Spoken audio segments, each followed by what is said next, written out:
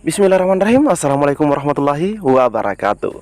Di video kali ini admin kembali berbagi info terbaru dari Ibu Nunu dan juga dari Mas Nadim, rekan-rekannya. Jadi silahkan disimak videonya dengan baik, jangan di skip agar tidak salah dalam memahami informasi yang admin bagikan. Jika ada suara-suara berisik, abaikan saja. Oke, kita lanjut saja ke info yang pertama. Oke, di sini admin mendapatkan informasi dari media sosial resmi Ibu Nunu. Di sini juga disebut masalah peserta P3K yang tidak mendapatkan penempatan. Nah, di awal dulu, selamat kepada 250.432 guru lulus ASN P3K. Ini yang formasi tahun 2022, rekan-rekan ya. Nah, jadi jumlahnya itu cukup besar dibanding jumlah yang sebelumnya yang pernah disampaikan. Ini ada 250.432. Tetap semangat dan terus berjuang untuk para guru yang belum mendapat penempatan. Kami akan terus upayakan dan perjuangkan pada seleksi guru ASN P3K tahun 2023. Nah, di sini dikatakan bahwa kami akan terus upayakan dan perjuangkan pada seleksi guru ASN P3K tahun 2022 bagi yang belum mendapat penempatan. Di sini tidak disebutkan apakah itu P1, sisa P1, ataukah juga termasuk P2 dan P3 yang akan diperjuangkan. Bahkan P4 yang tidak mendapat penempatan. Jadi di sini tidak ada penyebutan secara spesifik, rekan-rekan ya. Jadi semoga saja semua yang tidak mendapatkan penempatan di tahun 2023, formasi tahun 2022 itu diprioritaskan. Alhamdulillah turut bersyukur sebanyak 250.432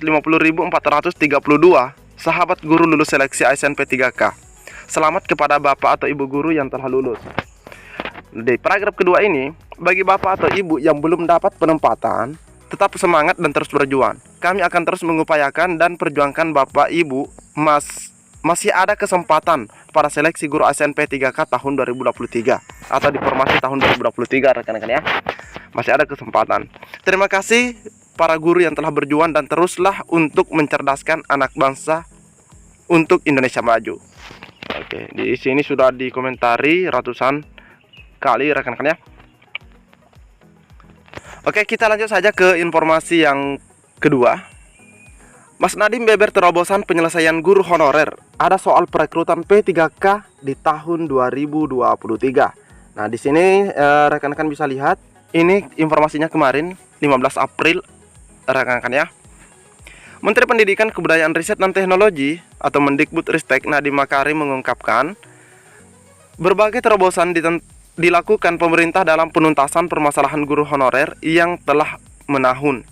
Penuntasan permasalahan guru honorer diamanahkan Bapak Presiden Joko Widodo kepada saya dan dari awal telah menjadi prioritas saya dan tim di Kemendikbudristek.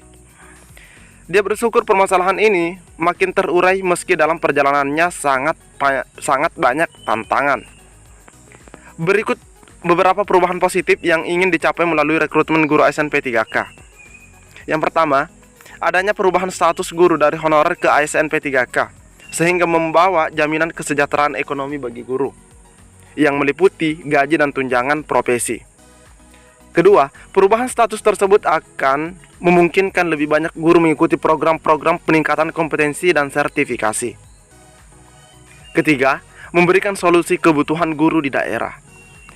Pada 2021 lanjutnya, yang bertepatan dengan masa pandemi menjadi awal rekor upaya perubahan nasib guru di mana untuk pertama kalinya dalam sejarah pemerintah daerah berhasil mengajukan formasi guru ASN sebanyak 513.000.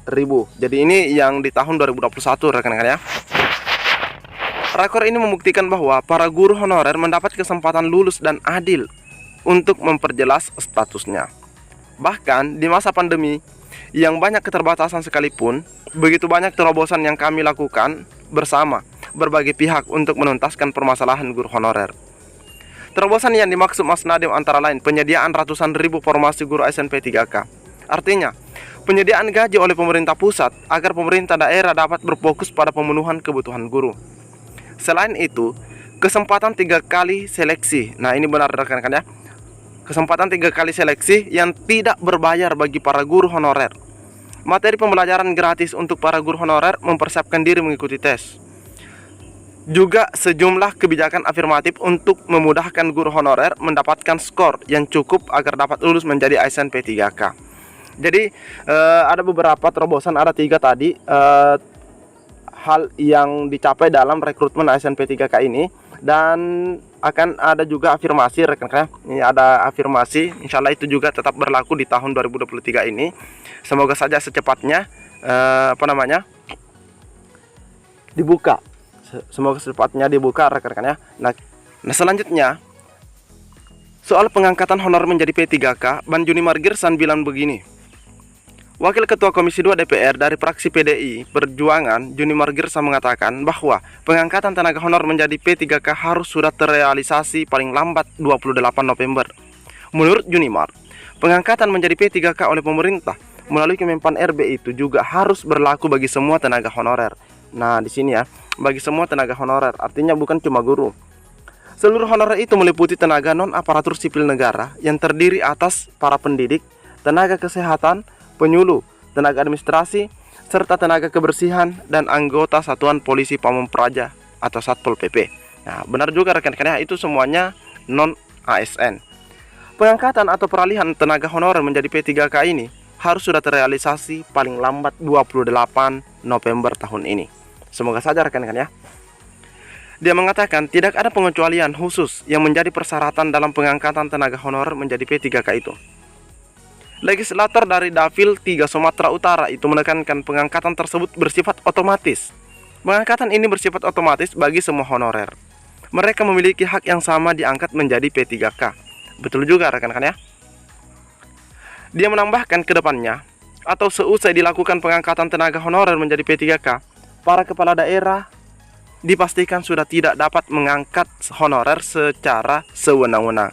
Hal ini mengingat jumlah tenaga honorer nasional saat ini 50% bertugas di pemerintah daerah atau Pemda. Namun setelah ini para kepala daerah sudah tidak dapat lagi melakukan pengangkatan tenaga honorer tanpa izin formasi dari Kementerian Pan-RB.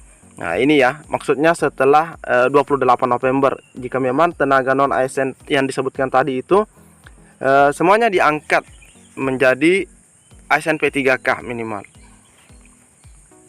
Lebih lanjut, Junimar menyampaikan sejumlah catatan dari Komisi 2 DPR kepada Menpan RB terkait pengangkatan honorer menjadi P3K. Pertama, Komisi 2 DPR meminta tidak ada pemutusan hubungan kerja atau PHK massal terhadap seluruh tenaga honorer. Kedua, tidak ada pengurangan honor tenaga honorer yang telah diterima saat ini. Ketiga, kebijakan yang diambil oleh pemerintah terkait masalah tenaga honorer perlu menghindari adanya pembengkakan anggaran. Yang keempat, menerapkan prinsip keadilan, kompetitif, dan memberikan kesempatan yang sama bagi seluruh warga negara yang untuk menjadi ASN, termasuk tadi tenaga administrasi, penyuluh, Satpol PP, rekan-rekan ya. Menjadi ASN ini di sini termasuk menjadi P3K tentunya. Jadi ini harapan dari Pak Junimar Girsan, dan semoga saja sebelum 28 November semuanya sudah menjadi aparatur sipil negara. Dan juga kita tadi telah melihat ya, menyimak bersama terobosan-terobosan yang dilakukan oleh Mas Menteri atau Mas Nadiem Makarim.